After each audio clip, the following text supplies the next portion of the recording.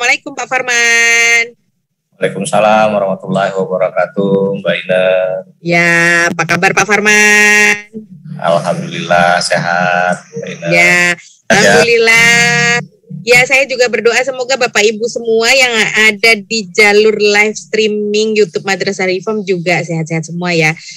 Dari 270 berapa langsung jadi 900 loh Pak Farman nih pemirsanya. Alhamdulillah ya. Antusiasmenya ya luar biasa ya.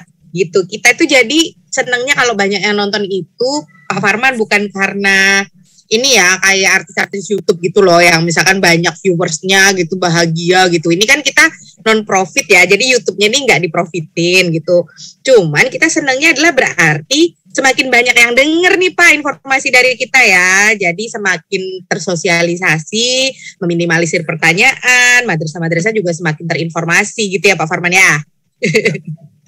Ya, oke. Hari ini kita mau membahas terkait ini Pak Farman, perpanjangan waktu pengisian EDM 2021 dan juga RKAM 2022. Baik yang sudah menggunakan IRK maupun yang masih manual ya. Seperti yang diinformasikan kemarin bahwa kita sudah perpanjang ya. Jadi diperpanjangnya itu sampai 30 November 2021. Terus juknisnya sudah bisa di-download di link berikut ya. Ada bit.ly/juknisbos tahun 2022. Nah mungkin Bapak Ibu saya informasikan aja ya. Kemarin banyak pertanyaannya masuk ke live agent gak bisa akses bit.ly-nya gitu. Nah kalau link bit.ly seperti ini tuh harus ditulis huruf gede kecilnya sama ya. Jadi J-nya gede ya gede gitu. Terus bosnya tuh huruf gede semua, T-nya besar kayak gini. Nah, pokoknya harus persis nih diketiknya kayak gini, gede kecil hurufnya gitu. Jadi nggak bisa kalau kecil semua nanti nggak ketemu gitu. Karena ini kan apa ya kayak kode khusus gitu ya. Jadi memang nggak boleh kombinasi khusus gitu. Jadi memang nggak boleh ini. Gede kecilnya memang harus persis gitu ya. Nanti di download di sini udah ada versi PDF-nya, itu bisa jadi panduan untuk penyusunan EDM 2021 dan RKAM 2022 gitu. Terus juga bagi madrasah yang baru mendapatkan alokasi di tahun 2022 ini, informasinya bisa didapatkan di sini. Saya share ya. Saya share informasinya bisa didapatkan di sini. Nah, di sini ya ada bit.ly lagi nih, bit.ly/bos baru 2022. Ini juga sama harus ngetiknya harus bosnya huruf gede seperti ini gitu. Nanti login ke dalam portal bos.kemenak.go.id-nya, pakai username-nya NSM, password-nya 6 digit pertama. Nanti kalau udah habis login tuh Bapak Ibu udah bisa ganti password ya. Gitu. Jadi nanti passwordnya diganti tapi jangan sampai lupa. Soalnya sekarang kalau lupa password aplikasi apapun ya yang terkait sama REPM IKR Project itu harus kalau mau minta riset harus melampirkan surat permohonan tanda tangan Kemenak gitu ya. Untuk sebagai bentuk pertanggungjawaban tim kami ya dalam riset itu ya gitu. Jadi nanti kalau ada pertanyaan, kalau tiba-tiba ada penggunanya yang nggak bisa login gitu ya, ternyata udah di riset sama orang lain, misalkan kayak gitu-gitu ya. Untuk antisipasi aja lah, saya rasa sih mudah-mudahan nggak ada kejadian-kejadian kayak gitulah gitu. Cuman untuk secara administratif biar tertib gitu ya.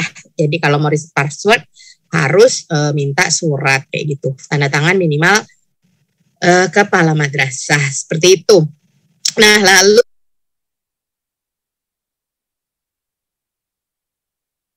ya, kalau informasi terkini yang kami dapatkan, jadi gini, Bapak Ibu semua siapkan aja dulu EDM 2021, susun dulu RKAM-nya 2022. Rencananya kita itu mau membuka sesi upload itu di minggu pertama bulan Desember. Nanti akan kita informasikan lebih lanjut, uploadnya kemana. Nah, itu akan dijadikan syarat gitu ya. Dulu kayak dulu pakai portal bos, terus nanti upload tuh mulai dari RKAM-nya, PKSNC, mau mencairkan dana BOS 2021 gitu. Terus nanti ketika ada komplain misalkan kayak gini, kemarin itu masuk ke live agent ya, nggak dapat dana BOS gitu tahun ini madrasahnya gitu ya, karena misalkan data emisinya kenapa gitu. Nah itu silakan disampaikan dengan surat resmi dulu ya. Kami juga belum tahu nih nanti kebijakannya akan seperti apa, tapi intinya kalau ada kendala seperti itu bisa bersurat secara resmi dulu nih ya kan ke Kemenak, nanti di email ke emailnya BOS ya. Nanti saya informasikan di akhir acara emailnya. Nanti kami tuh data tuh Pak Farman, live agent kami tuh ada nih data dari, kan kita mulai pakai portal BOS itu di dana BOS tambahan ya di tahun 2020. Nah itu, jadi kami mendata tuh Pak Farman, komplain-komplain di tahun 2020. Jadi jangan khawatir kalau nggak langsung direspon ya Mbak Ina ya, itu pasti didata. Iya, betul, karena itu tuh kan butuh proses yang panjang ya Pak Farman, karena terkait kebijakan login ya udah tinggal kirim surat langsung tim IT kita ngeriset passwordnya. Tapi kalau kebijakan itu kan butuh pembahasan yang panjang ya gitu. Jadi jangan khawatir, nanti akan disampaikan dan juga disosialisasikan juga kebijakannya seperti apa gitu. Intinya kalau kemarin sih pesennya Mas Doni ya, Bapak Ibu ini sekedar menyampaikan aja nih. Intinya adalah tahap 1 itu harus berjalan dulu lah gitu ya. Kita pengen bisa on schedule di bulan Januari gitu. Jangan sampai April Maret ya Pak Farman ya, Maret April kayak tahun kemarin gitu. Pengennya Januari. Jadi mohon maaf nih kalau Bapak Ibu ada pengaduan komplain misalkan apalah yang terkait misalkan data atau apa segala macam, kita memang sifatnya baru bisa menampung dulu nih, nggak bisa langsung ditindaklanjutin di tahap 1 gitu Pak Farman. Karena kan kita lihat persentasenya juga ya Pak Farman ya. Misalkan yang ngadu itu ada 100 madrasah gitu, dibandingkan dengan hampir 50.000 madrasah swasta lainnya gitu. Tentunya kan jadi kasihan ya kalau yang lain yang 40.000 lebih itu jadi ikut menunggu yang 100 ini gitu. Jadi kita sifatnya seperti itu ya. Jadi kita jalani dulu aja ini tahap 1-nya sebaik mungkin. Nanti kalau ada kendala-kendala bagi madrasah yang terkendala, sampaikan aja dulu. Nanti kita data, nanti tindak lanjutnya akan kita sampaikan. Yang pasti tahap 1-nya jalan dulu aja. Jadi yang merasa datanya juga kurang Pak Farman, kadang-kadang ada ya. Kan kemarin udah disampaikan sama Mas Doni ya, rata-rata pengurangannya gitu berdasarkan koefisien pengali itu ya.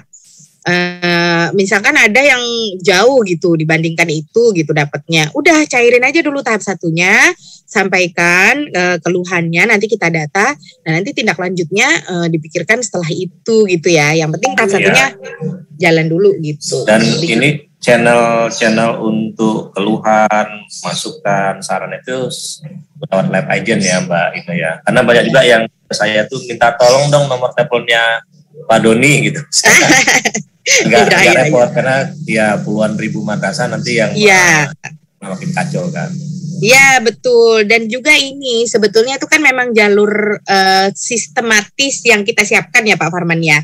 Justru kalau misalkan lewat person-person, kan namanya person-person ini yang dikerjakan ibaratnya nggak cuman ini aja kan. Nah takutnya misalkan ada yang ke-skip 1-2 gitu ya, itu nanti malah jadi repot. Tapi kalau ke sistem, jadi kayak misalkan email BOS misalkan gitu ya, kemudian ke live agent seperti itu, kan di trackingnya bisa ya gitu.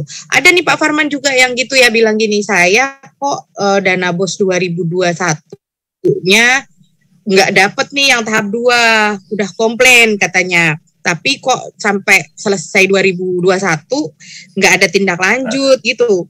Terus di tracking nih Pak, kita kan semua udah tersistematis ya Pak ya, jadi bisa di tracking kan. Di tracking tuh nggak ada surat resminya yang masuk ke email BOS juga nggak ada gitu loh Pak. Nah kayak gitu-gitu tuh yang kadang-kadang terus jadi bikin kita jadi jadi mau ngasih solusi juga susah kan Pak ya, karena karena miss kan, aduh dikirimnya kemana ya, kok ini nggak ada, udah dicari kayak gitu-gitu. Jadi sebaiknya emang lewat jalur yang tersistematis aja ya, gitu, sehingga bisa dipertanggungjawabkan gitu Bapak Ibu gitu kan. Kalau misalkan nih saya udah ada buktinya nih, saya udah ngirim ke sini misalkan gitu, oh ya gitu. Tapi kalau kita sendiri tracking juga nggak bisa, kan repot mau tindak lanjutnya gitu kurang lebih. Terus nanti nah terkait dengan perpanjangan waktu ini Pak Farman, kita kemarin kan yang dua minggu yang lalu kita udah bahas ya Pak ya, soal gimana cara memperbaiki RKAM yang melalui portal IRKAM ya Pak ya, yang pakai IRKAM-nya seperti apa gitu. Nah mungkin silahkan Pak Farman, ini ada hal yang ingin dilanjutkan atau ada yang mau ditambahkan dulu Pak dari penjelasan saya di awal ini? Ya, makasih Mbak Ina. Ini kita cuma berdua ya, dua teman lain lagi sibuk kayaknya nih. Nggak apa-apa. Karena memang lagi mengejarkan batas waktu 30 November ini kan diperpanjang Pak. Banyak juga yang ternyata masih belum siap EDM-nya, masih belum paham konsep EDM-nya dan segala macamnya. Nah, melengkapi apa yang disampaikan oleh Mbak Ina tadi, di aplikasi RKAM pun juga sudah ada notifikasi ini. Nah ini jadi kalau kita log out dari aplikasi akan ada flyer yang sama seperti yang Mbak Ina tayangkan tadi 30 November supaya apa? Supaya admin kabupaten kota juga bisa langsung lihat, oh ternyata memang ada informasi resmi perpanjangan per 30 sampai dengan 30 November. Nah pertimbangan kenapa diperpanjang ya karena Juknisbos kan baru keluar, kemudian data alokasi final juga kan baru diumumkan kemarin. Nah jadi makanya kita perpanjang sampai dengan 30 November dengan berbagai pertimbangan lah. Dan ini sudah batas akhir nih, tidak bisa diperpanjang lagi kalau sudah sampai dengan ini. Nah kemarin itu ada juga Mbak Ina yang nanya ke saya, malah dari admin kabupaten kotanya, peran admin kabupaten kota apa? Saya bilang sama kayak seperti yang pencairan tahap sebelumnya, nanti ada verifikasi dari kabupaten kotanya untuk semua persatuan, mulai dari EDM, RKAM, SPJ, LPJ dan segala macamnya itu gitu. Tapi nanti mekanismenya kita siapkan di portal ini ya, untuk yang sudah punya portal BOS. Untuk yang belum punya portal BOS nanti kita siapkan link Google Drive-nya gitu ya Mbak Ina ya, untuk memasukkan di sana. Diperhatikan Bapak Ibu. Dan satu lagi, ini kan sudah ada nih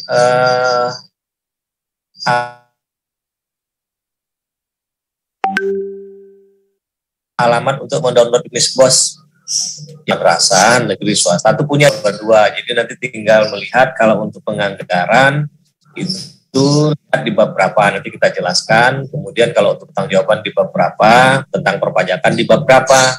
Jadi tidak lagi menanya isi yang basic gitu Mbak Ina. Misalnya boleh nggak lewat dari 50% kan sudah ada di Juknisbos. Gitu, tinggal. Tapi kalau nanti teknis yang lebih teknis menghitung misalnya pajaknya, kalau saya begini itu pajak yang mana yang diterapkan, nah itu kan kita bisa diskusi gitu, tapi tidak lagi menanya yang pertanyaan yang basic gitu, termasuk juga nanti kwitansi, apakah kita perlu buat kwitansi, itu ada di bab 5 sebenarnya. Kwitansi itu kita yang proses sampai dengan berapa yang perlu print kwitansi, mana yang cukup dengan faktur pembelian aja, itu sudah ada sebenarnya, sudah dijelaskan ya. Jadi ini nah mungkin terkait dengan Juknisbos, saya sudah berani tayangkan nih Mbak Ina. Kalau ini kan sudah resmi. Kalau sebelumnya saya nggak berani ya, udah resmi, tayangkan Pak. Terlalu jelas membagikan. Jadi saya bisa tayangkan supaya nanti Bapak Ibu bisa lihat sebenarnya kalau di Juknisbos itu untuk penganggaran itu fokusnya di mana, di bab berapa. Pak Farman, ini sebelumnya kita sapa dulu ya. Ada Mbak Via ini udah bergabung nih dari bandara. Assalamualaikum Mbak Via. Waalaikumsalam Mbak Ina. Aduh, hai. Luar biasa nih, ini udah mau perjalanan ini juga Pak Oh, Farman ini- kegiatan yang Ini soal nanti kita mau BOP. ketemu di Serpong ya? Ya, betul. Insya Allah Mas. Tapi ya disempetin dulu nih sama Mbak Via untuk join di Q&A ini, luar biasa ya. Ya udah silakan lanjut Pak Farman. Ya, nah ini kan Juknisbos sudah resmi nih Bapak Ibu, jadi nggak usah khawatir lagi, tinggal memperdalam. Tapi saya lihat yang sekarang antusiasme melihat Juknisbos ini sudah luar biasa nih Mbak Ina. Masih draft saja sudah banyak yang tahu isi Juknis, sudah berdiskusi di grup gitu ya. Itu juga manfaat dari grup itu juga. Nah, mungkin yang perlu diperhatikan di sini Bapak Ibu terkait dengan penyusunan EDM RKAM itu bisa dilihat di bab 1 terkait dengan persyaratan yang menerima dana BOS atau BOP ya di sini. Nah, di sini kan sudah clear nih, memiliki job paling sedikit 1 tahun atau ditetapkan paling lambat 31 Desember 2020 gitu ya. Jadi nah ini berarti masalah data. Jadi kalau ada yang tidak terdata, nah bisa diklarifikasi gitu ya. Kemudian dikecualikan bagi yang daerah 3T. Jadi ada area kebijakan juga di sini selain di job tadi gitu ya. Yang perlu Bapak Ibu perhatikan. Nah, kemudian ini juga nih, makanya kan selalu kita yang poin D di bab 1 ini telah melakukan pemutakhiran data EMIS 4.0 pada tahun pelajaran berjalan. Nah, ini juga perlu diperhatikan Bapak Ibu.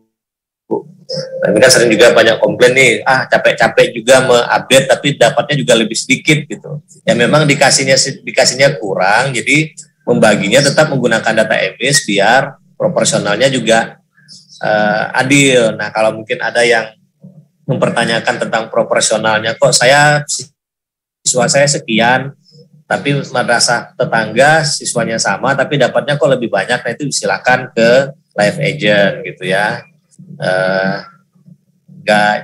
Sebaiknya jangan berupaya, kemudian ini satuannya, cuman memang ini tidak bisa diterapkan penuh ya, alokasinya kurang, akhirnya ada kebijakan setiap madrasah dikurangi. Kan kalau kita dengar penjelasan Mas Doni kemarin itu memang diratakan semua gitu. Kalau tahun lalu kan beda kebijakannya Mbak Ina. Kalau tahun lalu itu kan yang negeri dapatnya full, kemudian yang Jawa dapatnya full, yang luar Jawa dapatnya di lain yang kekurangan gitu. Nah, ini kan diratakan semua, negeri swasta semua lagi, makanya kan rame kemarin. Kok tahun lalu saya dapatnya full tapi sekarang dapatnya kurang gitu. Bab 1 ya. Kemudian kalau bab 2 ini mungkin terkait dengan peran masing-masing pihak, seperti dari pusat apa perannya. Ini bisa dibaca di bab 2 ini Bapak Ibu perhatikan ya. Terkait dengan EMIS tetap ada ini. Kemudian terkait dengan RKAM, EDM tetap ada nih di poin I ini ya. Kemudian larangannya ya tidak boleh ada konflik of interest, tidak menjadi teman-teman di provinsi, jadi bisa melakukan supervisi terkait dengan EMIS dan segala macamnya gitu ya. Kemudian ini untuk BOP-nya, menyarukan BOP, sosialisasi ini juga yang dilakukan oleh Kak Via nih. Kemudian pendampingan ke tim kabupaten kota, kemudian nih monitoring, evaluasi dalam rangka supervisi nih Kak Via. Ya, mungkin tergantung dananya lagi kalau seperti ini.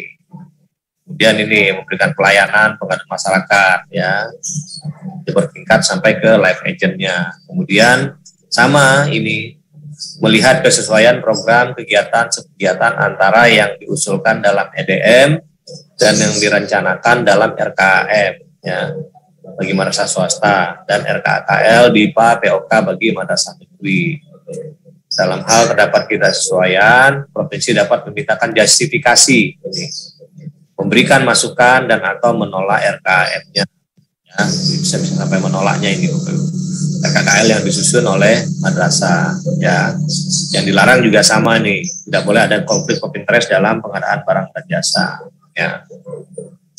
Kabupaten kota juga ini ya, teman-teman admin kabupaten kota dan teman-teman di kabupaten kota sama melakukan verifikasi dan validasi alokasi dana. Dari kemarin juga banyak yang menanyakan ke saya, Bagaimana mekanismenya? Nah, mekanismenya nanti setelah madrasah semua submit sebagai bagian dari persyaratan dari pencairan tahap 1 2022 nanti, salah satu yang diverifikasi validasi adalah RKAM dan EDM-nya ini ya. Nanti mekanisme memberikan catatan, masukan persetujuannya nanti kita buatkan di portal BOS. Kalau di RKAM versi 2 sudah ada nanti fitur catatan dari kabupaten kota, provinsi sampai pusat, termasuk auditor sudah ada fitur catatannya. Ya, versi 2 kan masih kita finalisasi. Kemudian ini juga emis, kembali lagi kan, tetap harus mengawal emisnya, menyalurkan BOP dan koordinasi nih, ya. Jadi fungsi supervisinya tetap jalan. Kemudian nih monitoring dan evaluasi nih, pengendalian kualitas. Ya. Ini memang masih menjadi domainnya teman-teman di kabupaten kota. Juga memberikan pelayanan dan penanganan pengaduan masyarakat ya. Dan juga yang penting nih, karena yang terdekat dengan madrasah itu kan adalah kabupaten kota. Memberikan masukan kepada tim provinsi dalam hal telaah atas kesesuaian program kegiatan subkegiatan antara yang diusulkan dalam EDM dan yang direncanakan dalam RKM bagi madrasah swasta dan RKAKL, IPA, POK bagi madrasah negeri, bagi madrasah yang ada di wilayahnya, ya gitu ya. Kemudian ini juga larangannya konflik of interest ya. Dan kalau madrasah sama, jadi memang paling utama itu adalah update data emis. Nah, nanti mungkin untuk 2022 kita akan bergerak dengan tentang emisnya mungkin mulai Januari nih, Mbak Ine, Kak Fia. Mungkin ada ya semacam gebrakan validasi data emis gitu. Tim pusat akan turun ke lapangan, akan seperti itu mungkin ya. Kita akan cek tuh emisnya dengan real siswanya cocok nggak? Ya, itu nanti akan kita lakukan. Dan menyusun RKKM yang mengacu ke hasil EDM ini Bapak Ibu, yang sedang Bapak Ibu lakukan sekarang, baik yang sudah bintek maupun yang belum bintek gitu ya. Karena EDM ini sebenarnya bukan hal yang baru, EDM ini sebenarnya adalah hal yang lama yang di packaging ulang sebenarnya dengan aplikasi dan dengan instrumen-instrumen yang kita perbaharui gitu dengan menggunakan 5 budaya mutu. Tapi saya lihat masih banyak juga yang bingung bagaimana menganalisa situasi madrasah menggunakan EDM dan memasukkannya ke dalam RKM menjadi kegiatan-kegiatan. Kenapa? Ya karena mungkin selama ini RKM itu hanya bentuk formalitas aja gitu. Jadi tidak berbentuk kegiatan-kegiatan, hanya berbentuk alokasi-alokasi biaya yang tidak ada basis kegiatannya. Basis kegiatan itu kan sebenarnya kan untuk perbaikan mutu atau mempertahankan mutu di madrasah, sama untuk yang operasional. Nah itu yang banyak yang belum memahami, dan harusnya EDM itu harusnya tim gitu ya, bukan ditugaskan ke staf operator atau bendahara, karena nggak akan bisa dikerjakan oleh staf operator atau bendahara mengerjakan EDM itu. Kemudian ya mengelola BOP secara bertanggung jawab, transparan dan akuntabel. Nah, Juknis BOS 2022 kita buat se-fleksibel mungkin, memberikan keleluasaan bagi madrasah menganggarkan, mengidentifikasi kegiatan, menganggarkan supaya itu tadi merdeka belajarnya jalan gitu. Dalam hal menganggarkan juga jalan. Nah, tinggal bagaimana nanti hasil EDM-nya, harusnya jadi pintu masuknya ya hasil EDM. EDM juga nanti akan terus kita sempurnakan. Kemudian mengumumkan rencana penggunaan BOP BOS di madrasah menurut komponen dan besar dananya. Nah, ini nanti mungkin kalau RKAM sudah terus kita kembangkan, mungkin nanti ada dashboard yang publish gitu, Mbak Ina, Katia. Jadi nanti publik bisa lihat tuh dengan ngeklik alamat RKAM Madrasah Indonesia, dia bisa klik, akan muncul dashboard terkait dengan realisasi belanja dan rencana belanjanya, gitu, pendapatan belanjanya, gitu ya. Itu bisa dilihat nanti oleh publik, arahnya ke sana. Dan yang besar BOP yang digunakan oleh madrasah yang ditangani ditandatangani oleh komite merasa, bendahara dan komite. Ya ini ya. Membuat laporan pertanggungjawaban. Seperti ini kan juga sebagai salah satu syarat untuk pencairan tahap berikutnya. Tanggung jawab terhadap penyimpangan penggunaan dana. Jadi diberikan keleluasaan, tapi tanggung jawab ada di madrasah masing-masing. Jadi ini kita lebih mempercayakan ke masalah integritas teman-teman di madrasah. Memberikan pelayanan dan penanganan pengaduan masyarakat. Ya. Kemudian nih yang penting juga menyimpan bukti pengeluaran asli dengan baik dan diarsipkan dengan rapi. Nah, perlu diinformasikan Bapak Ibu, dokumen pertanggungjawaban itu, pertanggungjawaban keuangan itu masa retensinya 5 sampai dengan 7 tahun kalau untuk audit ya.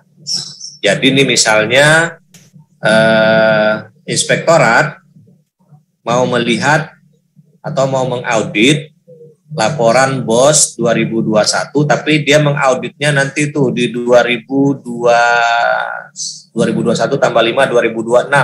Masih bisa. Karena masa retensinya 5 sampai dengan 7 tahun. Dari sisi hukum, masa retensi dokumen itu adalah 15 sampai dengan 20 tahun. Lebih panjang lagi. Ya, Mbak Ine. Nah, ini yang harus dijaga gitu ya. Dokumen pendukungnya itu tadi. Kan makanya kan kalau kita lihat kan kasus-kasus TV itu kan kasus-kasus DLBI, kasus yang baru kemarin kan yang baru disita kekayaan salah satu pengusaha yang juga anak pejabat dulu kan ya, yang disita 600 miliar itu kan kasus yang sudah 20 tahun yang lalu, karena itu tadi kalau dari sisi hukum masih bisa diterapkan itu gitu ya. Nah, kemudian bab 3 penyaluran Bapak Ibu sudah terima tahap 1, tahap 2 ya. Cuma ya besarannya yang belum sesuai dengan jumlah siswa ya. Kita mengatakannya belum sesuai, bukan tidak sesuai, belum sesuai karena masih ada upaya untuk menegosiasikannya nanti di perubahan ya, di perubahan APBN dengan Bappenas, dengan Kementerian Keuangan. Jadi jangan merasa upaya Bapak Ibu itu sia-sia ya, itu tetap akan kita pakai nantinya gitu ya. Ini kemudian yang paling penting untuk menyusun RKM 2022 nanti adalah ini ya, bab 4. Jadi perhatikan bab 4 dari Bapak Ibu. Ini bab 4 ini harus di luar kepala semua ini. Ya, di luar kepala artinya sudah nggak perlu lihat lagi gitu, tapi sudah tahu ada di bab berapa, ada di halaman berapa, ada di tabel berapa gitu ya. Ini bab 4 ini kan hanya berapa halaman ini? Dari halaman 27 sampai dengan halaman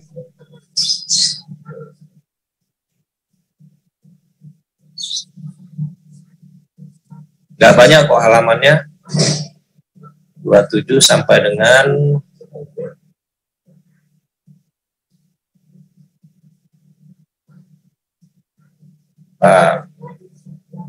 dia sampai dengan larangan-larangan ya. Nih, sampai dengan halaman 40. Sampai dengan halaman 40 ya. Nah ini yang perlu Bapak Ibu perhatikan nih, 41 nih. Larangan ya. Karena banyak juga yang nanya ke saya, Pak, aturan detail untuk yang bisa dibelanjakan nggak ada lagi ya? Iya, karena memang diberikan kebebasan madrasah mengidentifikasi kebutuhannya sendiri, mencari kegiatannya sendiri, menganggarkan. Yang perlu diperhatikan adalah yang larangan-larangannya. Jangan sampai masuk ke yang dilarang. Ini kan ada nih, yang di dalam tabel kan ada nih yang tidak boleh dibelanjakan. Kemudian tadi yang di bawah kan ada larangan-larangan. Kan ada juga yang menanyakan, Pak, kalau untuk di sini kan nggak ada disebutkan lagi nih apa yang pembangunan fisik ada di bawah di larangan ya. Nih, yang dibolehkan itu adalah ini rehab ya, rehab ringan, tapi rehab sedang berat tidak bisa. Jadi nanti tinggal lihat definisi apa tuh sedang berat tuh yang seperti apa. Ini nggak boleh juga membangun gedung atau ruangan. Satu-satunya yang bisa untuk dibangun adalah WC gitu ya, toilet. Tuh kalau dana BOS. Ini mungkin di sini kita bisa kupas lagi satu persatu.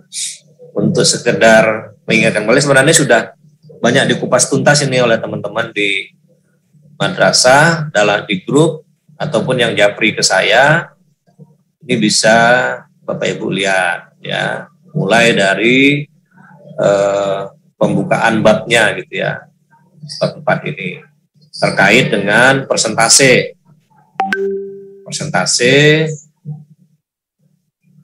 alokasi belanja pegawai ya. Kalau yang ini kan masih normatif nih, sesuai dengan SBM. Jadi Bapak Ibu juga harus punya SBM ya Bapak Ibu ya. Caranya gampang, kalau mau dapatkan SBM ini ketik aja SBM 2022. Itu nanti dapat tuh di Google, tinggal di-download aja. Ya, jadi maupun negeri, swasta harus punya nih SBM-nya nih. Karena nanti untuk merefer ke honor-honor dan segala macamnya gitu ya. Jadi sebenarnya saya juga bukan lebih tahu dari Bapak Ibu, enggak, tapi karena saya sudah baca SBM-nya, sudah baca tentang perpajakannya, juga Kavia juga begitu, Mbak Ine juga gitu, kita baca aturan yang terkait, nah itulah yang kita sampaikan gitu. Nah Bapak Ibu juga harusnya punya tuh dokumen yang sama, harus punya SBM 2022 gitu ya. Kemudian, jadi di grup itu tidak menjadi sebagai yang bertanya, tapi sebagai yang memberikan klarifikasi sebaiknya gitu ya. Karena hal-hal yang basic pun masih banyak yang bertanya. Kemudian yang penting itu adalah, mungkin kalau kita langsung ke nomor 7 ya, batas maksimum penggunaan BOP untuk belanja pegawai. Ini juga banyak yang nanya nih, apakah cuma honor-honor aja? Tidak, tapi honor dan kegiatan nih ya.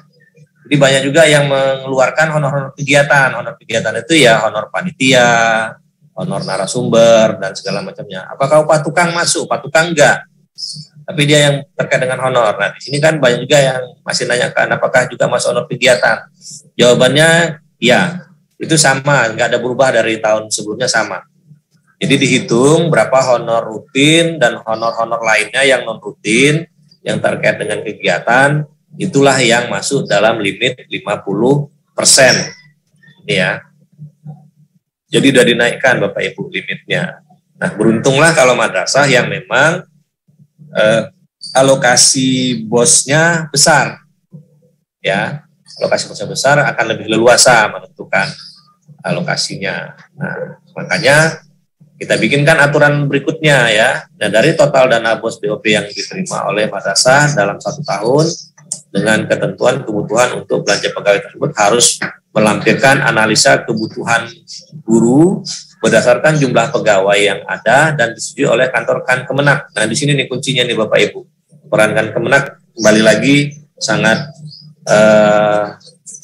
kuat di sini gitu ya. Karena yang tahu kondisi madrasah itu kan yang terdekat kan Kemenaknya.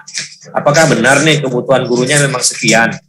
Apakah benar memang gurunya sekian gitu. Ini harus ada kelihatan gitu. Kemudian apakah ada memang ketetapan dari kepala madrasah dan yayasan gaji guru itu sekian dan sekian gitu. Itu harusnya di-SK-kan gitu. Karena itu banyak juga yang nanyakan, itu bagaimana Pak? Ya itu harusnya SK kepala madrasah yang sebagai manajer di madrasahnya dia yang menetapkan yang tertinggi itu berapa, kemudian berikutnya berapa, itu ditetapkan oleh kepala madrasahnya. Nah, caranya diskusikan dengan yayasan, diskusikan dengan para guru, diskusi dengan komite madrasah gitu, baru ditetapkan dalam SK. Baru nanti dibuat matriksnya, matriks tabel gaji guru dan tenaga kependidikan. Nah, dibikin seperti itu Bapak Ibu gitu ya. Baru disesuaikan dengan kondisi keuangan madrasah. Nah, apakah satu-satunya bos menjadi sumber dana? Tidak harusnya. Bisa diambil dari kalau ada dari sumber dana lain. Jadi itu bukan double counting gitu ya. Misalnya begini nih, ditetapkan gajinya itu adalah UMK 1,5 juta. Bos itu hanya bisa cover sampai dengan 1 juta. Yang 500-nya lagi bisa dicari dari sumber lain gitu supaya untuk bisa memenuhi 1,5 juta itu gitu. Misalnya dari yayasan atau dari komite atau dari Bosda kalau dapat gitu ya, dan kalau dibolehkan itu nggak masalah gitu, itu nggak double counting. Tapi memang ada SK-nya bahwa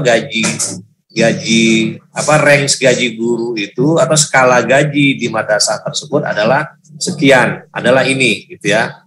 Mulai dari yang senior sampai yang junior yang beban kerjanya besar beban kerjanya kurang, itu ada skala gajinya. Itulah yang disebut dengan merit system. Jadi tidak hanya senioritas, tapi juga melihat beban kerja. Itu yang kombinasi antara beban kerja dengan senioritas, itu yang disebut dengan sistem gitu, menggabungkan. Bisa saja nanti yang junior, yang tapi beban kerjanya besar, itu gajinya sama dengan yang senior, tapi hanya tugasnya ngajar gitu. Itu bisa jadi nanti seperti itu gitu ya. Nah ini yang sebenarnya yang perlu diperhatikan oleh para kepala madrasah gitu. Kemarin kan waktu seminar itu saya menarik sekali tuh, salah satu narasumbernya madrasahnya tidak mengandalkan bos Kafia, Mbak Ina, tapi dia mengembangkan karena memang dia kepala madrasahnya punya jiwa entrepreneurship, dia bisa kembangkan madrasahnya menjadi branding yang dipercaya oleh lingkungan masyarakatnya. Jadi banyak sumber-sumber potensi pendapatan yang dia bisa dapatkan, akhirnya gaji gurunya bisa setara dengan UMK gitu. Dan itu tidak mengambil dari bos gitu. Bos itu hanya kontribusi saja gitu. Nah, itu yang mungkin perlu diperhatikan gitu ya. Nah, ini juga kita memperhatikan ini, tapi ya mohon maaf memang belum bisa memenuhi ya, bahwa harusnya basisnya itu kan UMK, 100% UMK. Cuman kan kalau mengandalkan dana bos saja tidak cukup, dana bos akan habis tuh untuk gaji guru, honor guru gitu. Nah, makanya kita buat alternatif-alternatifnya. Yang pertama itu berdasarkan beban kerja yang saya sebutkan tadi, baik yang rutin maupun insidentil. Yang rutin itu misalnya jadi bendahara bos, dia guru merangkap jadi bendahara bos. Kemudian kalau yang insidentil ya jadi panitia ujian segala macam, dielaborasi saja dalam satu skema beban kerja. Tapi ini pilihan ya, karena ada juga yang memang alokasinya sudah besar, dia nggak mau pakai ini gitu. Lebih bagus dipisah. Gaji rutin UMK, kemudian honor-honor kegiatan dia terpisah. Nah, itu nanti kan paling konsekuensinya adalah dipajak. Yang gaji rutin kenanya PTKP, PPh 21 yang rutin, kemudian kalau yang insidental kenanya final 5% gitu ya dari honor yang dia terima, nggak ada masalah gitu. Nah, kasihan kalau yang gajinya kecil, misalnya gaji rutinnya cuma 900.000, kemudian honor-honor kegiatan dibuat terpisah. Nah, honor kegiatan itu udah kenanya final tuh pajaknya gitu. Sementara yang gaji rutinnya karena dibuat PTKP nggak kena PPh 21 kan, karena masih dibuat PTKP. PKP-nya penghasilan kena pajaknya masih minus gitu. Nah, penghasilan finalnya dari kegiatan itu berapapun besarnya kena final gitu, dikali 5%. Nah, itu yang perlu diperhatikan. Nah, kemudian nih UMK ya, UMK kalau mencukupi bisa sebesar UMK. Nah, ini kan terobosan ini Bapak Ibu kan. Selama ini kan bingung nih mencari. Tahun lalu kita mau memunculkan ini Kafia, tapi belum berani. Tapi tahun sekarang kita cari skemanya, dia dibantu oleh Kafia juga, oleh Mbak Mei juga memikirkan. Kita akhirnya bikin dua skema. Kalau alokasi bosnya cukup, bisa setara dengan UMK, gitu ya. UMK setempat. Kalau yang tidak cukup, bisa menggunakan 50% atau nih persentase tertentu. Jadi jangan dipaksakan juga dia. Jangan dipaksakan juga 50%, karena memang nggak cukup. Kalau dipaksakan 50% habis dana bosnya, nggak bisa untuk yang lain. Gitu. Nah ini juga nih yang poin C, mempertimbangkan kesehatan alokasi untuk kebutuhan lainnya gitu ya. Jangan tersedot habis untuk gaji gitu ya. Karena memang kan masih jadi perdebatan itu, bos itu kan operasional itu kan bukan untuk gaji. Nah itu kan masih jadi perdebatan juga. Makanya dulu kan sempat hanya 15% disediakan gitu. Nah kemudian ini nih, dalam memperhitungkan kewajaran nilai honor yang tadi ditetapkan di sini, itu mempertimbangkan sumber lainnya juga gitu. Ya, perlu mempertimbangkan sumber lainnya seperti dana komite serta dari APBD. Jadi yayasan ikut juga, terutama yang yayasan yang besar-besar ya, kan bisa lihat juga, oh ternyata madrasah kita ini perlu disupport sumber dana untuk gaji gurunya biar sejahtera gitu. Biar dia fokus mengajarnya dan meningkatkan mutu madrasahnya. Kalau mutu madrasah meningkat kan berarti branding madrasahnya kan naik, value madrasahnya kan naik gitu. Jadi masyarakat pun percaya ke madrasahnya, jadi kan menaikkan trust itu, menaikkan trust, ya dia mendaftarkan siswanya ke sana, ya tinggal nanti kesepakatan dengan orang tua siswa, dana kontribusi orang tua siswa berapa kan bisa ditetapkan seperti itu, ya. Itu istilahnya marketingnya gitu. Ada segmentasinya gitu. Yang penting kita punya competitive advantage, keuntungan bersaing bagi madrasah kita gitu ya. Kemudian, nah ini yang perlu diperhatikan dalam tabel-tabel nih. Kita nggak pisahkan lagi yang BOP dengan BOS. Ini sama berlaku semua gitu. Untuk honor ada honor rutin, ada honor output kegiatan ya. Jadi yang dihitung 50% itu bukan hanya honor rutinnya saja, tapi honor output kegiatan juga ya. Untuk honor ekstrakurikuler, honor panitia dan segala macamnya. Honor operator juga.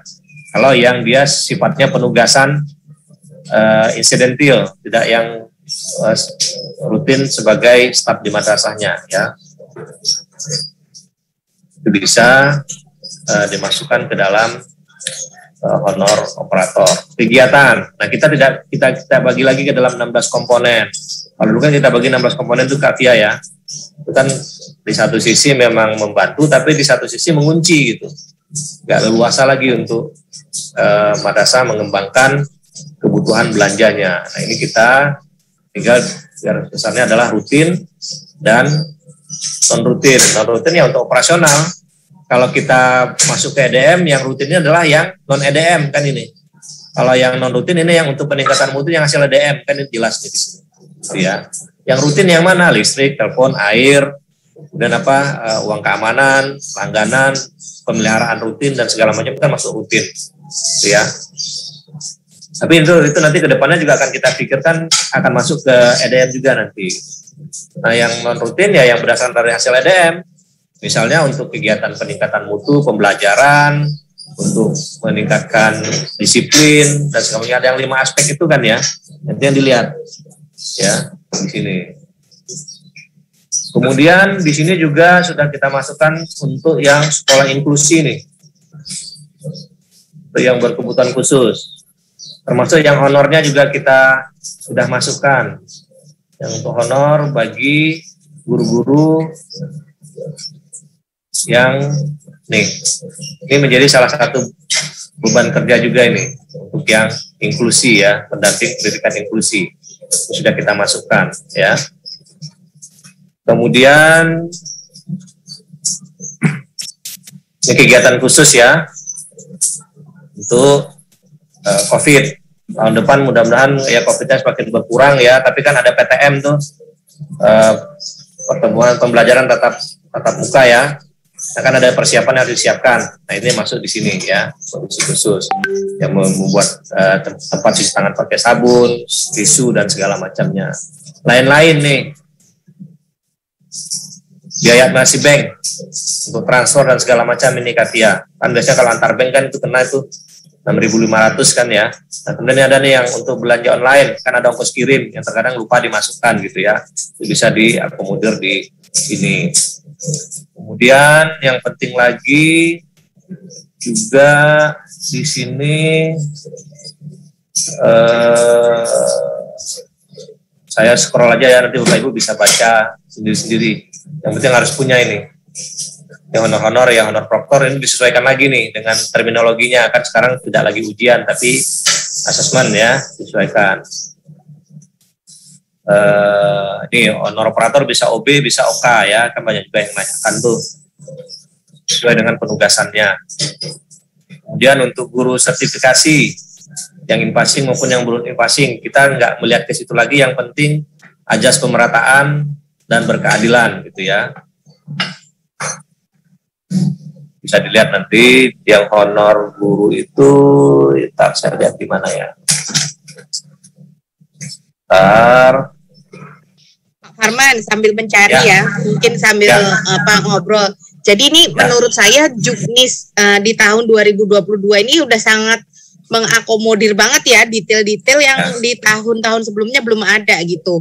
Misalkan tadi soal honor m-banking ya, transfer antar bank. Itu nanti kita rencananya dalam waktu dekat kan akan menyediakan fitur internet banking ya Pak Farman untuk seluruh madrasah yang menerima dana BOS gitu.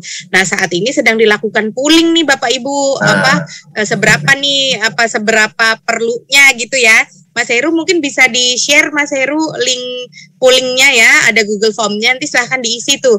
Kita lagi mendata sebanyak-banyak mungkin ya sampelnya ya Pak Farman ya, dari Sabang sampai Merauke nih, biar tahu seberapa kebutuhannya untuk kemudian kita usulkan ke bank penyalur gitu. Karena untuk memberikan akses m-banking ini kan tentunya ada effort ya Pak Farman yang harus dilakukan oleh bank penyalur. Nah, kita mau memastikan bahwa nanti ketika fitur itu sudah disediakan, itu juga bisa digunakan secara optimal gitu, benar-benar sesuai kebutuhan gitu. Nah, kita mau memetakan nih kebutuhannya apa, sejauh apa dan lain sebagainya. Mas Heru boleh dibantu share di link YouTube ya, di komen YouTube Madrasah Reform ya. Terus tadi menarik lagi juga soal inklusi nih Pak Farman ya. Saya cukup sangat mengapresiasi nih ya. Jadi 2 hari kemarin ini ada seminar penjaminan mutu madrasah ya, di mana kita juga mengundang perwakilan madrasah, beberapa madrasah gitu untuk sharing praktek baik di lingkungan madrasah mereka gitu ya. Nah, ada sebuah cerita dari madrasah inklusi di Ungaran Pak. Ini memang udah cukup terkenal juga ya. Itu saya ngobrol sama kepala madrasahnya itu. Dulu tuh madrasahnya itu karena berada di wilayah terpencil gitu Pak Farman ya. Jadi hidup segan mati tak mau gitu intinya gitu ya. Lalu kemudian memberi perhatian khusus nih bagi anak-anak yang berkebutuhan khusus dengan membuka kelas inklusi ya gitu. Nah, ternyata malah jadi maju di situ Pak Farman sekarang. Jadi percontohan gitu, luar biasa ya. Jadi maksud saya itu itulah bisa strategi inovasi tata kelola itu Mbak. Ya, betul. Mengambil competitive advantage-nya di situ gitu. Ya, betul. Pangsa pasarnya diambil dari situ kan gitu Mbak. Ya, betul. Di branding dia kan gitu. Nah, dan ketika ini juga sekarang dalam sistem anggarannya udah diakomodir oleh di Juknis ini, itu kan sangat membuka peluang nih ya. Soalnya saya tanya Pak Farman itu kan dia levelnya madrasah ibtidaiyah. Itu orang tua itu cukup kesulitan mencari jenjang berikutnya Pak Farman. Jadi udah MI-nya di situ memang anaknya udah berkembang dengan baik nih, anak-anak berkebutuhan khusus ini. Orang tua merasa sangat terbantu lah intinya ya, ada madrasah yang membuka kelas inklusi gitu. Tapi kemudian ketika sudah lulus Pak Farman, itu nggak banyak sekolah yang mengakomodir gitu loh Pak, yang kelas inklusi ini. Akhirnya kan jadi gimana ya, kayak perjuangannya 6 tahun kan jadi seperti seperti putus terus jadi putus gitu, nyari yang di wilayah sekitar nggak ada. Ini mungkin bisa jadi inspirasi nih buat Bapak Ibu pengelola madrasah di seluruh Indonesia yang sedang mendengarkan ya. Jadi di Juknisnya diakomodir, kemudian kebutuhannya seperti yang saya sampaikan tadi, bahwa ada kebutuhan di jenjang-jenjang berikutnya nih selain madrasah ibtidaiyah lah. Mungkin yang kayak MI Ungaran ini juga nggak banyak Pak, saya rasa di Indonesia ini ya, yang inklusi itu masih sangat terbatas jumlahnya. Terus juga level-level lanjutannya juga masih sangat kurang seperti itu. Wah, ini terima kasih nih buat tim Juknis BOS 2022 ini, pokoknya mengakomodir semaksimal mungkin ya Pak Farman apa yang jadi keluhan, pertanyaan dan lain sebagainya. Ya Mbak Ina, saya lanjutkan ya. Termasuk juga dalam ini yang saya sebutkan tadi ya, perbaikan atau pembuatan WC. Jadi yang satu-satunya bisa dibangun itu adalah WC Mbak Ina. Karena itu tadi sanitasi itu kan perlu. Orang kan kalau kebelet pipis kan nggak bisa ditahan Mbak Ina. Nah, dan sarana sanitasi agar ditujukan bagi ketersediaan fasilitas WC dan sarana prasarana sanitasi bagi laki-laki dan perempuan. Ini karena begini Mbak Ina, sering tuh yang dibedakan tuh yang disediakan itu adalah WC gurunya, WC siswanya belakangan gitu. Nah, harusnya yang diperhatikan adalah dari sisi kebutuhan untuk laki-laki dan untuk perempuan. Karena kan memang harus dipisahkan Mbak Ina, dan harus diingat juga Bapak Ibu, walaupun dia masih tingkat MI, masih siswa perempuan, peserta didik perempuan Itu kalau sudah kelas 5 atau kelas 6 itu kan sudah ada yang AID, Mbak Ina. Dia kan butuh Ya, sarana betul, Pak. fasilitas WC ini gitu kan. Ya, yang harus terpisah ya. Betul, harus terpisah. Baru nanti kalau dananya cukup, baru memperhatikan rasionya gitu. Jumlahnya sebanding Kebutuhan nggak sama khusus, siswanya ya. Ya. Yang penting ada dulu untuk laki-laki dan perempuan. Dan kalau berikutnya mencukupi rasionya, berapa siswa, berapa kebutuhan WC-nya, kemudian naik ke level berikutnya baru perhatikan untuk guru sama untuk peserta didiknya gitu. Jadi seperti itu cara merencanakannya gitu Mbak Ina. Jadi ini sudah Ya, kita pertimbangkan juga. Gitu. kayaknya sederhana nih Pak Farman ya, tapi kadang-kadang orang tua itu juga mau memasukkan anaknya sekolah di suatu tempat tuh kadang kan juga ngelihat itu ya Pak Farman ya. Kalau saya sendiri sih survei gitu ya, mana sih fasilitasnya, kamar mandinya di mana, dipisah apa enggak, kayak gitu-gitu. Namanya juga orang tua ya, pasti kan maunya was-was gitu ya ketika anak-anak di lingkungan sekolah itu pengen memastikan gitu. Ya kemarin tuh saya kan jadi salah satu moderator di satu sesi tuh Mbak Ina. Ya, salah satu strategi memunculkan trust dari orang tua siswa adalah salah satu pertama yang dia kerjakan adalah merapikan WC dan toiletnya Mbak Ina. Jadi, ya betul Pak Farman. Ya, karena itu biasanya yang terlupakan karena tempatnya di belakang. Terus ya sama juga gini kalau ada pepatah kan Pak, kalau mau lihat karakter orang lihat aja dari kamar mandinya, misalkan gitu ya. Itu biasanya tempat yang paling pribadi ya. Ya betul. Nah, jadi itu strateginya dan ternyata strateginya tepat Mbak. Melihat WC-nya bersih, nyaman, wangi. Ya orang tua siswa jadi percaya ini WC-nya aja bersih gitu. Berarti memang madrasahnya memperhatikan hal-hal yang pribadi, yang detail untuk hak si siswanya gitu.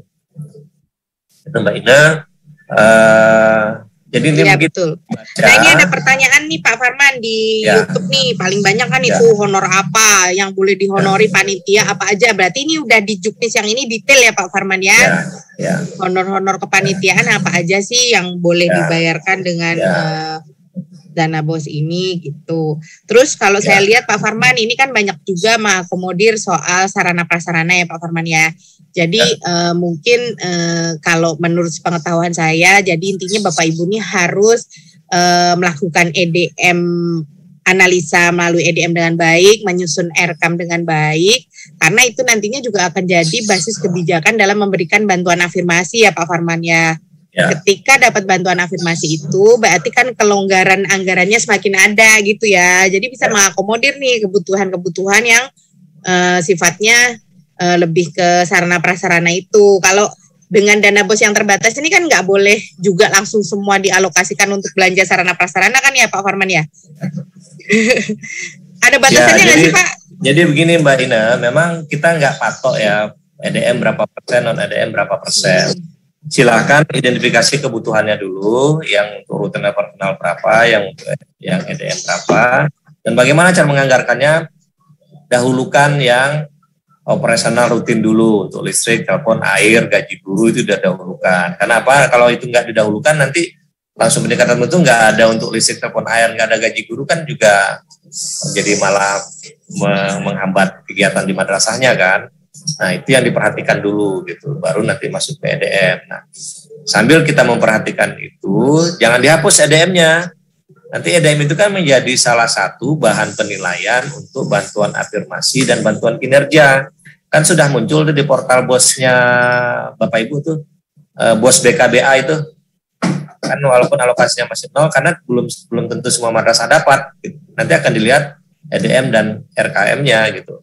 Gak apa-apa EDM, RKM-nya, persentasenya untuk EDM-nya cuma 20% ya gak apa-apa. Karena memang kebutuhan operasionalnya yang besar gitu ya. Terutama yang madrasah-madrasah yang dapat alokasi bosnya terbatas gitu ya, kecil. Sudahlah siswanya dikit, dikurangi lagi gitu kan, karena memang alokasi proporsionalnya sedikit gitu ya. Nah kemudian ini yang kita perhatikan nih, boleh menganggarkan untuk THR atau honor ke-13. Ini jangan diasumsikan jadi 14 kali gaji ya Bapak Ibu ya, bukan dan garis miring atau bukan dan di sini tapi atau. THR itu bisa disebut gaji ke-13, disebut juga dengan THR. Nah ini tapi juga dengan memperhatikan kemampuan keuangan madrasahnya gitu ya. Ini memang harusnya hak-hak kita sebagai pegawai sudah mulai kita perhatikan. Ya. Dan itu ada linknya tuh ya Pak Farman ya di dalam juknis nih. Tuh, nih luar biasa loh detailnya ya. Jadi juknis yang kali ini tuh pokoknya semakin improve ya Pak Farman ya. Luar biasa nih. Ini timnya Pak Farman, Mbak Via, Mbak Mei yang nyusun nih. Ya, Mbak Kavia sama Mbak Mei lah yang orang lapangan yang tahu keluar. Ya betul, masukannya pasti dari Mbak Via sama Mbak Mei ya, yang menjembatani gitu ya. Pak Farman, ini masih ada waktu, masih ada waktu sedikit nih Pak. Ya. Satu lagi Mbak Ine. Ya boleh Pak. Yang penting nih 113